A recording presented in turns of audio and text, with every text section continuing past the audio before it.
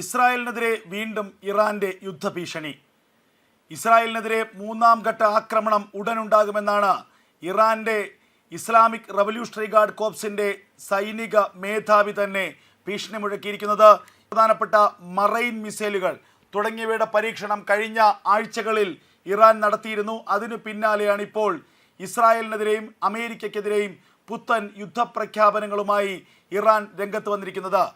2024 ഏപ്രിലും ഒക്ടോബറിലുമായി 2 തവണ ഇറാൻ ഇസ്രായേലിന് നേരെ ആക്രമണം നടത്തിയിരുന്നു. രണ്ടും ബാലിസ്റ്റിക് മിസൈലുകൾ ഉപയോഗിച്ചുകൊണ്ടുള്ള ആക്രമണമായിരുന്നു. എന്നാൽ ഈ 2 ആക്രമണങ്ങൾക്കും ശക്തമായ തിരിച്ചടി ഇസ്രായേൽ നൽകിയിരുന്നു. രണ്ടാമത്തെ ഇസ്രായേലിൻ്റെ ആക്രമണം ഒക്ടോബർ 26 നടന്നു. ആ ആക്രമണത്തിൽ ഇറാന്റെ വ്യോമ പ്രതിരോധ സംവിധാനം S-300 ചന്ന ഭിന്നമാക്കി ഇസ്രായേലിൻ്റെ ഫൈറ്റിംഗ് ജെറ്റുകൾ. ഇതുകൂടാതെ ഡ്രോൺ ഫാക്ടറികൾ, അതുപോലെ മിസൈൽ നിർമ്മാണ കേന്ദ്രങ്ങൾ, സൈനിക ബേസ് ക്യാമ്പുകൾ തുടങ്ങിയവയൊക്കെയായിരുന്നു അന്ന് ആക്രമിച്ച് നശിപ്പിച്ചത്. ബെയ്റൂട്ടിന് സമീപമുള്ള നിരവധി സൈനിക ക്യാമ്പുകൾ ചന്ന ഭിന്നമാകുന്നതിന് ഇസ്രായേൽ ഫൈറ്റർ ജെറ്റുകളുടെ ആക്രമണം കാരണമായി. അതിനു പിന്നാലെ ഇറാന്റെ ആണവ കേന്ദ്രങ്ങൾ ഇസ്രായേൽ ലക്ഷ്യമിടുന്നു എന്നുള്ള സൂചനകൾ പുറത്തു വന്നിരുന്നുവെങ്കിലും ഇതുവരെ ഒരാക്രമണത്തിന് ഇസ്രായേൽ മുതിർന്നിരുന്നില്ല. എന്നാൽ കഴിഞ്ഞ ദിവസം അതിഗംഭീരമായ ഒരു പ്രഖ്യാപനം ഇസ്രായേലിൻ്റെ ഭാഗത്തുനിന്നുണ്ടായിരുന്നു. ഇസ്രായേലിനുള്ളിൽ നടന്ന ചാവേർ സ്ഫോടനത്തിൻ്റെ യഥാർത്ഥ ഉത്തരവാദി ഇറാനാണെന്ന് കഴിഞ്ഞ ദിവസം വൈകിയാണ് ഇസ്രായേലിൻ്റെ രഹസ്യാന്വേഷണ പോലീസായ ഷിൻബെറ്റ് കണ്ടെത്തിയത്. വെസ്റ്റ് ബാങ്കിലെ സമാരിയ പ്രദേശത്ത് വെച്ചാണ് ഈ ചാവേർ ആക്രമണത്തിൻ്റെ ഗൂഢാലോചന നടന്നതെന്ന് ഷിൻബെറ്റ് കണ്ടെത്തി. ഈ ഗൂഢാലോചനയിൽ പങ്കെടുത്തവർ കൊടും കുറ്റവാളികളും ക്രിമിനലുകളുമാണ്. ഇവർക്ക് ആയുധങ്ങളും സ്ഫോടക വസ്തുക്കളും സാമ്പത്തിക സഹായങ്ങളും നൽകി ഈ പദ്ധതിക്കായി, ഈ ചാവേർ സ്ഫോടനത്തിനായി ഇവരെ തയ്യാറെടുപ്പിച്ചത് ഇറാനാണ്. ഇറാന്റെ ഇസ്ലാമിക് റവല്യൂഷണറി ഗാർഡ് കോർപ്സിൻ്റെ ചില ഏജന്റുമാർക്ക് ഈ സ്ഫോടനത്തിൽ നേരിട്ട് പങ്കുണ്ടെന്നും ഈ ഷിൻബെറ്റ് കണ്ടെത്തി.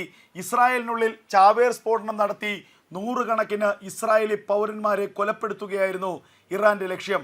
അങ്ങനെ മാനസികമായി ഇസ്രായേലിനെ തകർക്കുക, അതിനൊടുവിൽ നേരിട്ട് ഇസ്രായേലിനെ ആക്രമിക്കുക, ഇതിനുള്ള നീക്കമാണ് ഇറാന്റെ ഭാഗത്തു നിന്നുണ്ടായത്. ഇത് തിരിച്ചറിഞ്ഞ ഇസ്രായേൽ ആകട്ടെ ഇറാന്റെ ആണവ കേന്ദ്രങ്ങൾ ലക്ഷ്യം വയ്ക്കാനുള്ള നീക്കം ആരംഭിച്ചു. അമേരിക്കയുമായി രഹസ്യമായി ഇത് സംബന്ധിച്ച് ചർച്ചകൾ നടത്തി.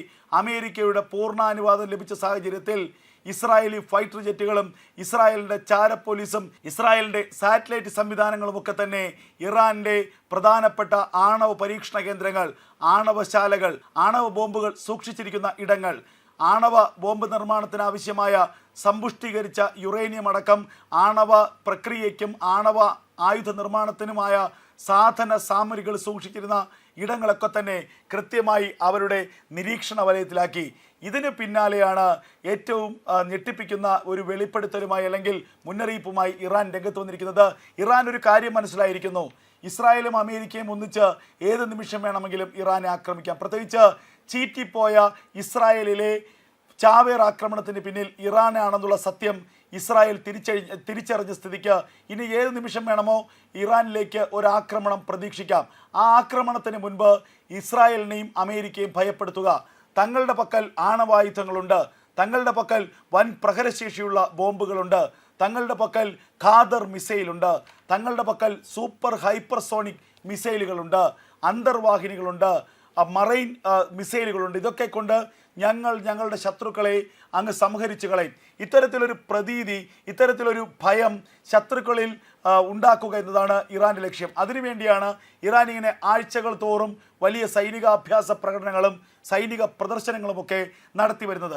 എന്നാൽ ഇതൊന്നും കൊണ്ട് ഇറാന് ഒരു നേട്ടവും ഉണ്ടാകുന്നില്ല എന്നുള്ളത് യാഥാർത്ഥ്യം. കാരണം ഇറാൻ ഇതിനു മുമ്പും വലിയ സൈനിക രാജ്യമാണ്, വലിയ ഡ്രോണുകളുണ്ട്, ഹൈപ്പർസോണിക് മിസൈലുകളുണ്ട്, ഞങ്ങളുടെ പക്കൽ വലിയ പ്രഹരശേഷിയുള്ള മറ്റ് ആയുധങ്ങളുണ്ട് എന്നൊക്കെ വീമ്പടിക്കാറുണ്ട്.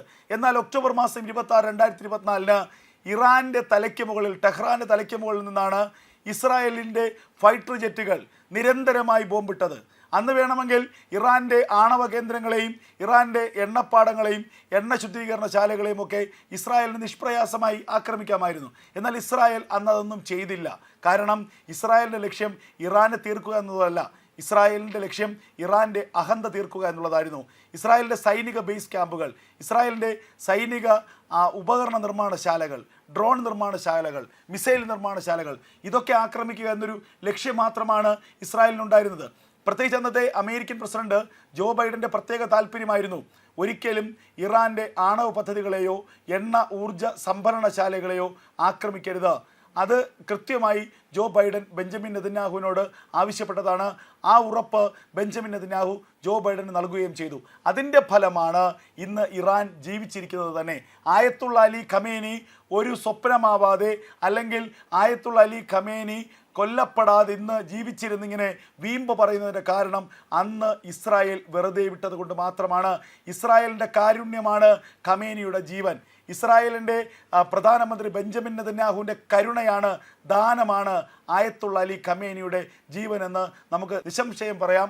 ഇക്കാര്യത്തിൽ ഏറ്റവും ശ്രദ്ധേയമായ മറ്റൊരു കാര്യം വരുന്നത്, നേരത്തെയുള്ള നിലപാടിൽ നിന്ന് അമേരിക്ക മാറിയിരിക്കുന്നു. ഇപ്പോൾ ഡൊണാൾഡ് ട്രംപ് അമേരിക്കയുടെ പ്രസിഡന്റായി മാറിയിരിക്കുന്നു. ജോ ബൈഡനിൽ നിന്ന് വ്യത്യസ്തമായ നിലപാട് സ്വീകരിക്കുന്ന ആളാണ് ഡൊണാൾഡ് ട്രംപ്. അതുകൊണ്ട് തന്നെ ഇനിയൊരു ആക്രമണം ഇറാനിലേക്ക് ഉണ്ടാകണമെന്ന് ബെഞ്ചമിൻ നെതന്യാഹു ആഗ്രഹിച്ചാൽ അതിന് സമ്പൂർണ്ണമായ പിന്തുണ ട്രംപിൻ്റെ ഭാഗത്തുനിന്നുണ്ടാകും. കൂടാതെ തന്നെ ട്രംപിനെ തന്നെ പലതവണ ഇറാൻ പ്രകോപിപ്പിച്ചു കഴിഞ്ഞിരിക്കുന്നു. ഇനി ഒരു ചെറിയ പ്രകോപനം ഇറാനിൽ നിന്നുണ്ടായാൽ അടുത്ത നിമിഷം ടെഹ്റാനിലേക്ക് അമേരിക്കയുടെയും ഇസ്രായേലിൻ്റെയും ഫൈറ്റർ ജെറ്റുകൾ പറന്നിറങ്ങും. വൻതോതിലുള്ള ആക്രമണമായിരിക്കും ഇറാൻ്റെ വിവിധ ആണവ കേന്ദ്രങ്ങളിലേക്ക് അമേരിക്കയും ഇസ്രായേലും നടത്തുക. അതിനുള്ള എല്ലാ തയ്യാറെടുപ്പുകളും പൂർത്തിയായിരിക്കുന്നു. ഇറാൻ്റെ ഓരോ നീക്കങ്ങളെയും സസൂക്ഷ്മം നിരീക്ഷിക്കുകയാണ് ഇസ്രായേലും അമേരിക്കയും.